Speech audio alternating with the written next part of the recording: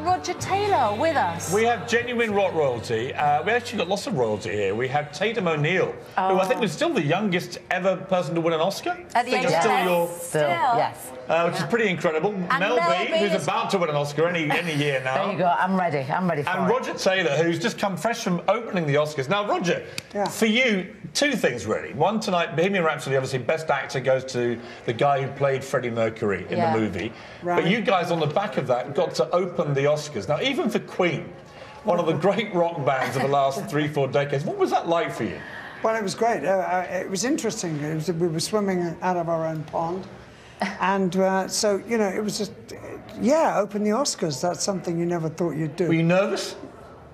Not Did you get nervous? To be honest, no. Rami won the Oscar. Incredible. Just brilliant. He's floating on air. Yeah. And it's been a great night.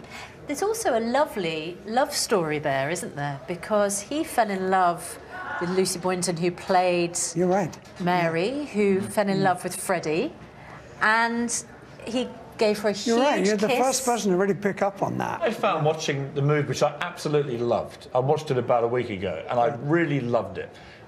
For me, as a fan, a great Queen fan, he became Freddie Mercury to me. But as a fan, but for you, where it wasn't just Freddie, obviously the singer, but your great friend, how close did he get, do you think, to the real thing? He got really close spiritually.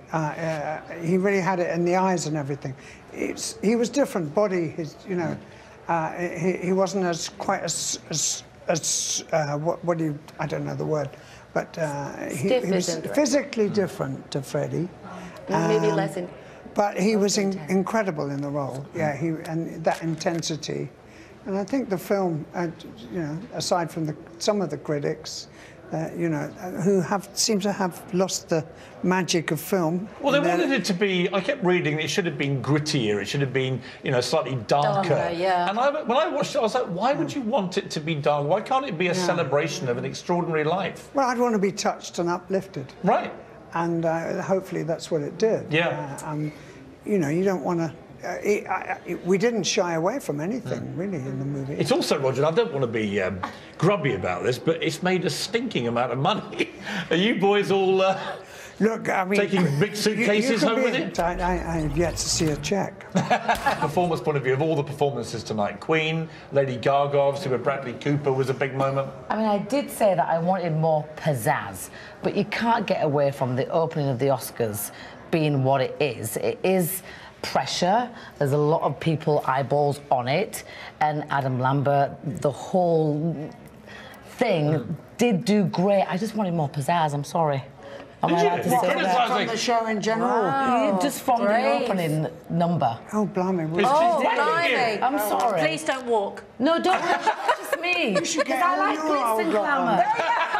Glitz and glamour, you know me. Yeah. Adam Lambert is just not glitzy enough. Is what you're saying. No, he is. I'll tell you what he's got. He's got an amazing voice. He's got a $10,000 jacket. And if that's not glitzy enough. And some pretty earrings.